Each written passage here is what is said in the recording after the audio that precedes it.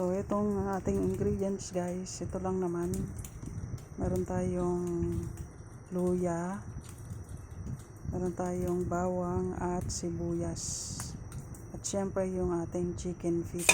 Malinis na yan nung binili ko sa market, wet market. So, ang ibang ingredients ko nga pala dun guys ay toyo, suka, paminta, at saka yung dahon ng laurel. At nilagyan ko po siya ng konting ketchup para sa food coloring.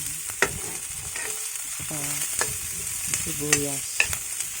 So, ready na tayong ilagay yung ating chicken feet or adidas. Yan. Isasangkot sa lang natin ng konti sa sibuyas, bawang. So, hindi ko na pinakita guys yung pagkakaano niya. Pero ang nilagay ko dyan, toyo, suka, tapos dahon ng laurel, tapos paminta. So, yan na yung mixed ingredients na medyo malambot na siya. So, ayan na. Nilagyan ko nga pala ng konti yan. Yung medyo hot sauce.